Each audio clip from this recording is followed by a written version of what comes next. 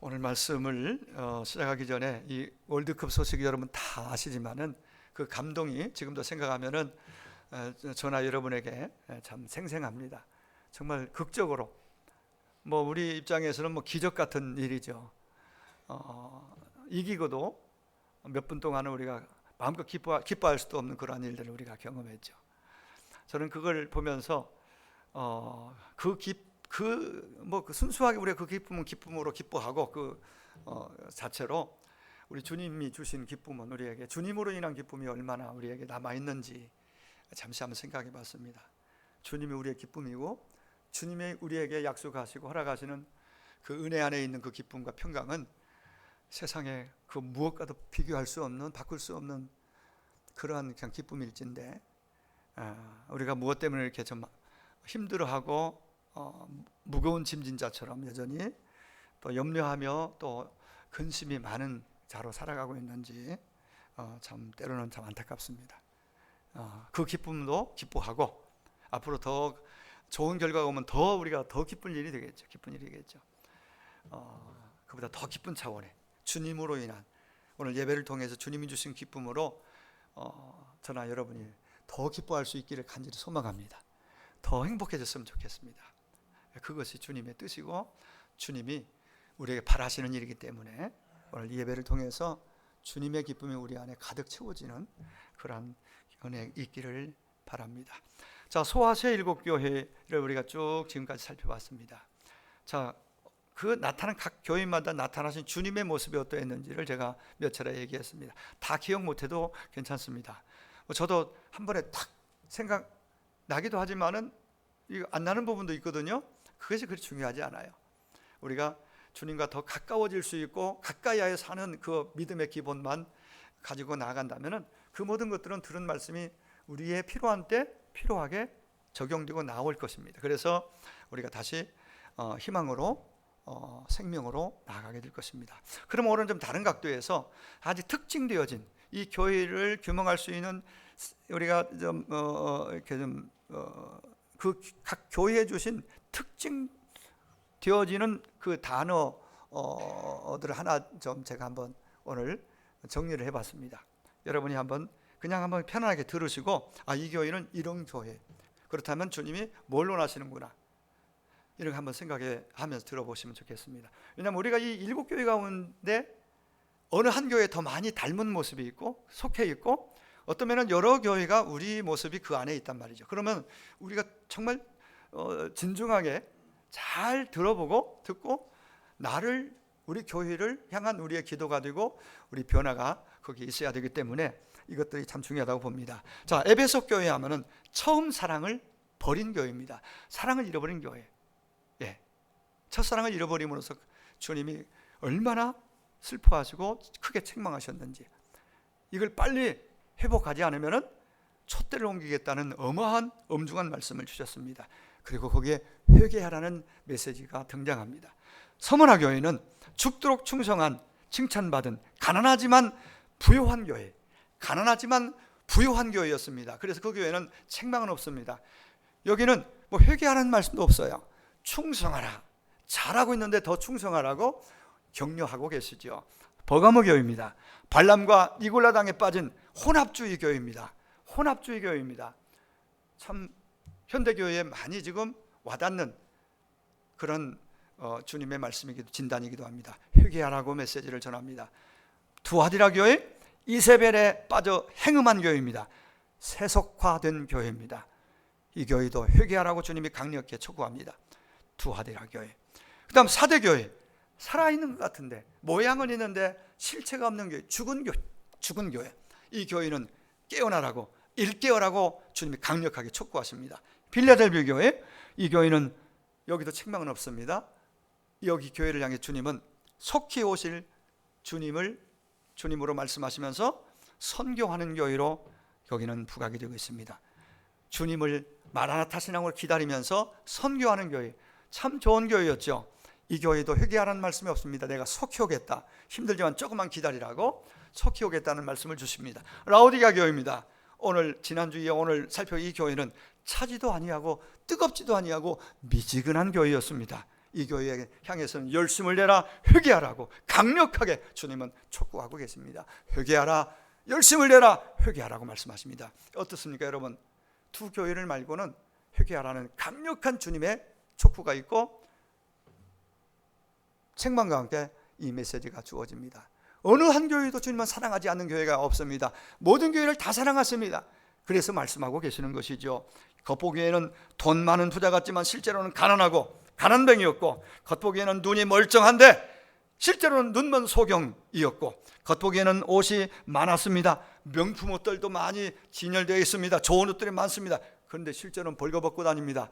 그 옷 입은 것이 입었다고 생각했는데 벌거벗은 교회, 수치스러운 교회였습니다. 바로 라오디게아 교회죠.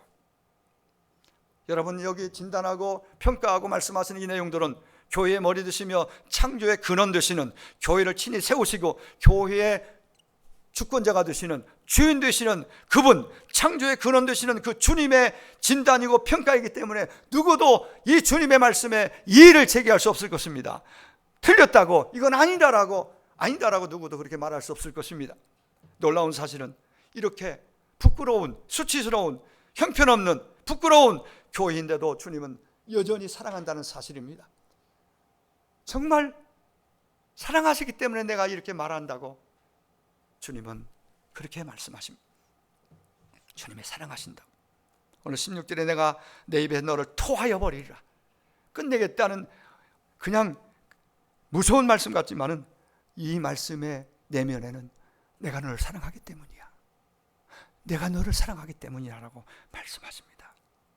여러분, 부모가, 아비가, 어미가 자녀가 잘못되는 걸 보면서도 그냥 네 하고 싶은 대로 하라고 무심히 바라보고 있다면, 아무런 반응을 보이지 않는다면 그 부모는 참으로 나쁜 부모일 것입니다. 그런 부모가 있다면 그 부모는 자녀를 사랑하지 않는 부모일 것입니다. 진짜 사랑한다면, 아니 사랑하기 때문에 잘못하면 혼내야죠. 잘못하면 해초리를 들어서라도, 내가 너를 혼내는 이유, 내가 너를 해초리를 들어야 하는 이유가 바로 이것이다라고 그 이유를 분명히 대고 호되게 책망도 하고 해초리를 가야 됩니다. 왜? 그대로 두면 잘못되고 망하니까. 내 자식이라면은 마음이 아프지만은 우리는 내 자식이니까 그렇게 대하고 그렇게 책망하고 혼내듯 우리 주님이 교회를 대할 때, 우리를 대할 때 그렇게 하고 계신 것입니다. 사랑하지 않는다면, 사랑하시지 않는다면 그런 말씀을 하실 필요가 전혀 없습니다. 네 멋대로 살다가 네 마음대로 해, 끝내버리는 거죠. 주님이 경고하시고 책망하실 때, 그러므로 주님이 나를 향해서 경고의 말씀으로 책망의 말씀을 하시고 들려올 때, 그것이 아버지의 사랑이라는 것을, 그 사랑의 음성이라는 것을 느끼고 깨닫는 은혜가 있기를 축복합니다. 주님을 나를 사랑하시기 때문에 손을 대시는 거예요. 호세아 2장에 보면은 하나님의 백성 이스라엘, 하나님이 너무너무 사랑하는 그들이지만은 그들이 크게 잘못되어 잘못된 생각으로 하나님보다 세상을 더 좋아하고 사랑하게 되고 연애했다고 그랬습니다. 세상에 연애했어요. 세상으로 연애하며 빠져듭니다. 바람난 것입니다. 바람이 난 것입니다. 그런데도 남편 되신 그분이 그냥 멍그러니 바라보고만 있다면 그 안에 사랑하지 않는 남편 아니겠어요? 화가 나야 되죠. 분노를 느껴야 되죠. 찾아가야 되죠. 쫓아가야 되죠. 끌고 와야 되죠. 그 내용 그대로 담고 있는 그 내용들이 거기에 있습니다. 호세아 2장 6절에 그러므로 내가 가시로 그 길을 막으며 담을 쌓아 저로 그 길을 찾지 못하게 하리니, 사랑하시기 때문에 가시로 막고 담을 쌓아 놓겠다고 말합니다. 더 이상 가지 못하게 말입니다. 그러면서 7절에 가니까 이렇게 말합니다. 저가 그 연애하는 자를 따라갈지라도 미치지 못하며, 이스라엘이 연애하는 자 따라갈지라도 미치지 못하며 저희를 찾을지라도 만나지 못할 것이라. 그렇게 되면 어떻게? 그제야, 그렇게 되고야 저가 이르기를 내가 본 남편에게로, 주님에게로 돌아가리니. 이유는 그때가 좋았지. 지금 세상이 좋다고, 세상이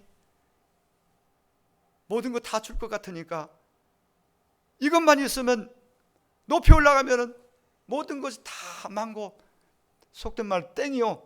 다 오케이고 거기에 만족이 있을 줄 알고 행복할 줄 알고 그렇게 가다 보니까 갔는데 아니야, 이거 마음이 여전히 공허하고 마음이 허전해요. 거기 행복이 없어요. 그게 정상입니다. 가시로 막고 담을 쳐서 막아버려. 왜 인생이 안 되지? 왜 이렇게 답답하지? 전보다 훨씬 좋은 많은 것들을 가지고 누리면서도 왜 내 마음에 만족이 없지? 왜 기쁨이 없지? 그렇게 깨달아지는 거, 머물러서 그 생각이 들어오는 거 복입니다. 은혜입니다. 그때야 내 형편이 지금보다, 그때의 내 형편이 주님 안에 있을 때 가난하고 병들고 아프고 힘들었는데도 그때가 더 은혜롭고 그때가 더 자유가 있었고 그때가 정말 행복했다라고 느끼고 돌아오는, 그게 주님의 기대입니다. 그제야라는 말이 나오도록 하나님은 사랑으로 간섭하십니다. 마음을 답답하게 하시고 실제로 환경으로 막아버립니다. 아프게 하십니다. 이게 하나님의 사랑입니다. 이게 하나님의 은혜라고 말합니다. 사랑하시기 때문에 손을 대신다고 말합니다. 가시와 담으로 그 길을 막아놓고 못 가게 하십니다. 아까 말씀드렸지, 많이 가지고 더 여러분, 어떤 분이 그러더라고요. 어제 목사님들 탁구대회 하는 데 가서 탁자에 앉은 우리 노회장과 비롯한 몇 명 목사님들 얘기하는 가운데 정말 극적으로 이렇게 하면 우리가 알잖아요.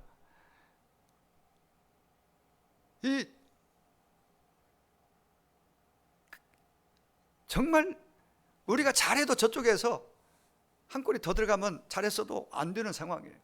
이번만 이기면 더 없겠다. 정말 그렇게 마음으로 빌고, 어떤 분은 저도 기도도 했어요.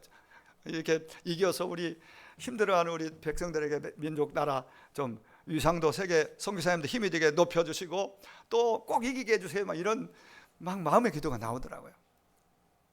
근데 이기고 나니까 브라질도 한번 이겼으면 좋겠다. 이길 수도 있겠다. 이런 기대가 생기잖아요. 이건 전혀 잘못된 게 아닙니다. 근데 우리 마음이 사실은 끝이 없습니다. 더 가야 행복할 것 같고 더 가야만 행복한 걸로 알고 있어요. 근데 거기 가면 또 결승까지 가야 되죠. 4강 갔었는데 4강 가고 결승 가야 되겠죠. 점점. 예, 이게 사람의 마음이에요. 만족은 거기에서 결코 오지 않습니다. 많이 가지고 높이 올라가도 만족, 행복이 결코 거기 없어요. 잠깐 오는 것 있을 수 있지만은 그것이 우리에게 진정한 만족의 행복은 아닙니다. 그래야, 그때가 돼야 주님 안에 있을 때, 주님 안에 있는 게 진짜 은혜구나, 이게 참 행복이구나 깨닫고 주님 품으로 돌아오도록 주님이 길을 그렇게 만드신 거예요. 19절에 무릇 내가 사랑하는 자를 책망하여 징계하노니, 책망이라는 것은 말을 통하여 하는 것입니다. 징계라는 말은 행동을 통해서 하시는 것입니다. 우리가 주님보다 세상을 더 사랑하여 주님과 교회로부터 멀어질 때에 우리를 사랑하시는 우리 주님은 말씀과 행동을 통해서 실제적으로 징계하십니다. 말씀을 들려오게 하고, 어디서 들려온 찬양을 통해서 주님이 자꾸 촉구하십니다. 그럼에도 무뎌서 돌아오지 않을 때에, 깨닫지 못할 때에 실제적으로 환경과 우리 몸을 하나님이 살짝 터치하시고 되기 시작하십니다. 그게 사랑이에요. 반드시 그래 돌아오게 하십니다. 안 돌아오면 안 되거든요. 환경을 막으시는 것, 일이 잘 되지 않는 것 힘들지만은 우리가 역으로 믿음을 돌아보고 하나님 마음을 한번 돌아봐, 하나님 마음으로 한번 이렇게 그런 눈으로 한번 보면은 답은 가까이 있습니다. 빨리 회복될 수 있습니다. 빨리 깨어날 수 있습니다. 얼마든지 역전될 수 있습니다. 이 부분이 되면요, 주님께 돌아오는 것이, 언제 주님께 돌아오는 것이 주님의 목적인 것이죠. 이게 주님의 사랑입니다. 꼬이게 하시는 행위를 통해서 기어이 돌아오게 돌아오도록 만드시는 것이 주님의 은혜요, 주님의 사랑인 것을 믿을 수 있기를 바랍니다. 결코 나를 미워서 그냥 버리는 과정이 아니라 사랑하셔서 돌아오게 하는 과정이에요. 꼬이고 안 되고 힘들고 아픈 것들이 말이에요. 때로는 막 그렇게 잘 착하던 아이 속썩이고 이런 것들이 단순하게 사춘기니까 그러니 그렇게 볼 수 있지만은 그 모든 작은 거 하나도 좀 민감하게 한번 볼 필요가 있어요. 주님이 나를 깨워 기도하게 하고, 주님의 내가 믿음의 자리가 주님 안에 온전히 있는지 내 믿음을 진짜 점검하게 만들고, 내가 먼저 들어가 있으면요 이 딸려옵니다. 이게 주님의 원리입니다. 자, 그러면은 오늘 진단 결과가 대단히 위중한 상태, 심각한 상태, 이런 상태인 라오디게아 교회를, 그 교회를 위한 진단 평가와 함께 거기서 끝내지 않고 주님은 처방을 18절에서 명확하게 세 가지로 우리에게 제시하십니다. 오늘 그 말씀이 굉장히 중요한 포인트입니다. 이걸 여러분들 이 처방전을 가지고 약을 가지고 가셔야 오늘 회복이 있고 다시 불부터 뜨거운 신앙으로 나아갈 수 있습니다. 이 세 가지가 이 비유기 때문에 잘 적용하고 잘 우리가 마음에 간직하고 새기지 않으면 안 됩니다.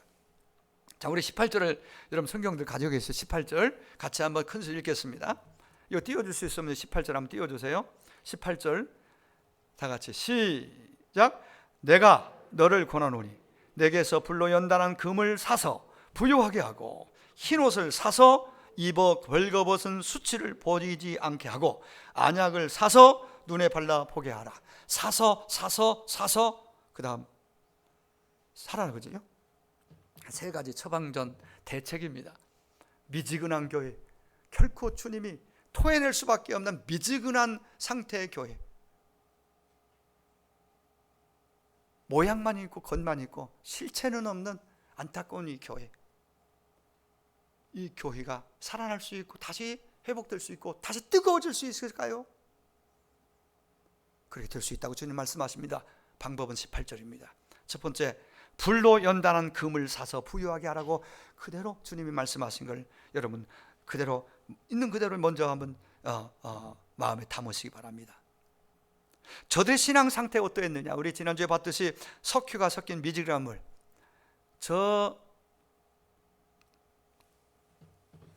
파묵칼레라는 곳에서 시작된 온천에 시작된 물이 쭉 와서 석유가 섞인 물인, 그것도 참 마실 수 없는 물인데 그 물이 쭉 내려오면서 미지근한 상태, 라오디게아에 오면은 미지근한 상태, 저 밑에 내려가면 골로새에 가면은 차가운 물이 된다고 그랬죠.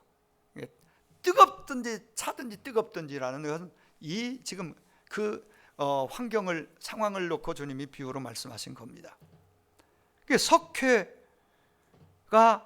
섞인 미지근한 물 생각해 보세요. 이거 연결하여 말씀하십니다. 신앙 상태가 그렇다는 거예요. 근데 부요하게 하고 불로 연다는 금, 부요함, 이런 용어들을 사용해서 우리의 뭔가를 크게 메시지를 주십니다.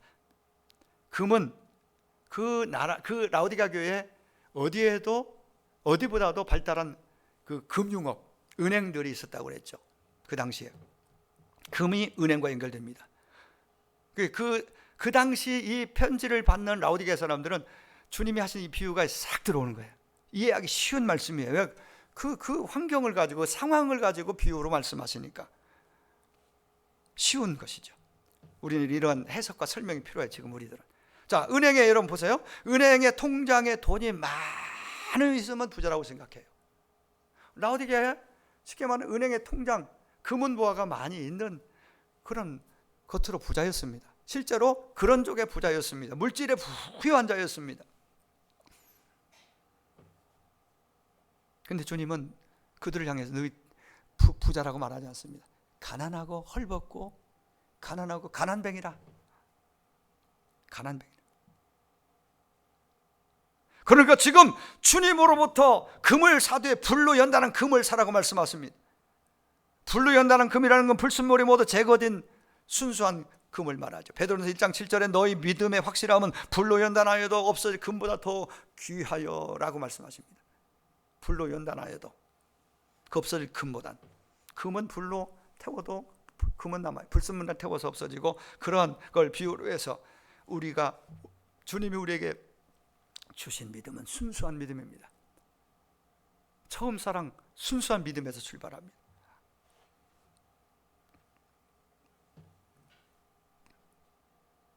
믿음의 첫사랑의 자리, 우리의 복잡한 많은 생각들이 어느새 들어와서 주님을 믿고 섬기고 따르고 순종할 때에 많은 인간적인 생각, 계산들이 섞여 나옵니다. 힘들면 안 하려고 합니다. 당장 나에게 어떤 도움이 유익이 되어야지, 어떤 정말 진정한 섬김과 희생이 따르는 일을 현대인들은 너나 할 것 없이 자꾸 다른 사람이 했으면 하는 마음을 가지고, 그러나 이건 진짜 순수한 믿음은 그것을 내가 먼저 합니다. 이게 진짜 주님이 원하시는 믿음이죠. 이 순수한 믿음이 있으면 다시 뜨거워질 수 있습니다. 미지근함에서, 차가움에서, 미지근함에서 뜨거운 주님이 원하시는 역동적인 열정이 있는 그런 교회로, 성도로 다시 일어나고 살아날 수 있다라고 말씀하시는 것입니다. 저는 이런 믿음이 오늘 저나 여러분에게 정말 주님으로부터 다시 살아고 그랬잖아요. 그 믿음이 다시 여기서부터 일어나고, 그래서 다시 주님을 향하는, 주님 사명과 교회를 향하는, 사명을 향하는 그 불이 붙어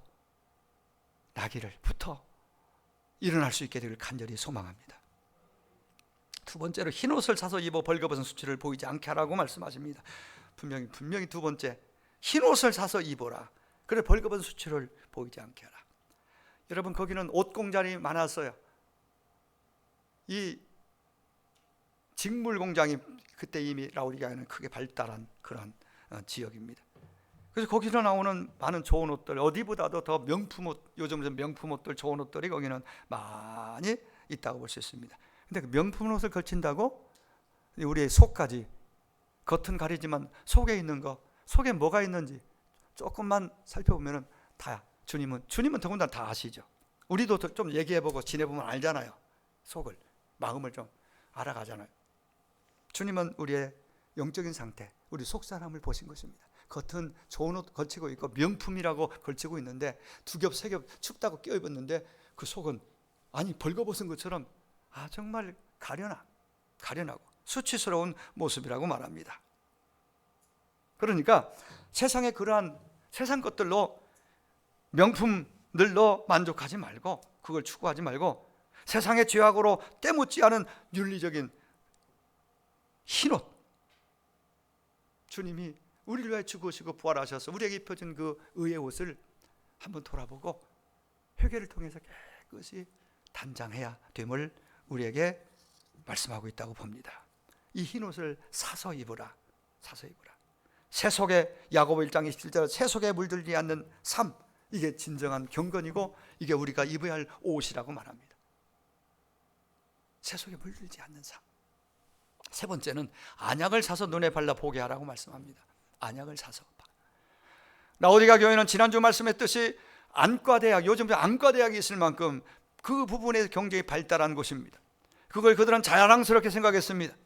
그런데 자신들 실제로 자기들의 모습은 자기들의 모습을 볼 수도 없는 그러한 눈을, 마치 눈뜬 소경처럼 앞을 자기도 모르고 영적인 세계를 보지 못하는 어두움에 있는 자들이었습니다. 영적인 눈이 어두워져 있습니다. 그래서 오늘 주님은, 주님께서 성령의 책망과 조명으로 그 눈을 밝게 하시면, 요한복음 16장 8절 이하 쭉 보시면은 주님의 밝게 하시면 눈이 뜨여지는 것입니다. 영적인 눈도, 육신의 눈도 물론 건강해질 수 있지만 영적인 눈이 열려야 이 부분이 더 중요한 포인트라고 봐요. 그러면 영적인 눈이 밝아지고, 그리고 주님 안에서 주님과 주님 주시는 기쁨으로 기뻐하면서 참된 만족이 있는 행복자로 여기서 언약은 성령의 책망과 조명을 통한 자기 실체를 깨닫고 영적인 세계를, 하나님의 나라를 보는 그 비전을 의미한다고도 볼 수 있습니다. 그런 비전이 있는 사람이 세상에 향락에 그 정욕에 끌려서 묻혀서 가지 않습니다. 그 영적인 세계를 볼 수 있는 그 비전을 품은 사람은 영혼을 보고 주님이 땅끝까지 주님이 이루라 가신 그 비전이 마음에 들어오게 되는 것이, 누구를 만나도 그래서 예수님의 그 사랑을, 그 생명을 말하게 되게 됩니다. 그렇습니다. 주님은 불로 연단한 금, 안약, 흰 옷을, 이 세 가지를 사라고 말씀하십니다. 근데 18절에 보십시오. 그것을 어디가 사라고요? 주님에게와 주님에게서, 내게서 사라고 말씀하십니다. 라오디게아 교회는 주님이 문제 해결자, 아멘이시오, 창조의 근원 되심을 미처 깨닫지 못했습니다. 까마득히 잊고 있었습니다. 그리스도 안에서 모든 참된 부와 영광과 비전의 원천이 있는 것을 저들은 발견하지 못했습니다. 우리 주님만이 모든 문제 해결자이시고 모든 진정한 부의 원천이라는 사실을 저들은 알지 못했던 것입니다. 그렇습니다. 사실 우리 주님은 창조의 근본이시라고 말씀하세요. 오늘 본문에도 말씀하고 골로새 1장 18절에 보면은 주님이 창조의 근원이라고 말씀하십니다.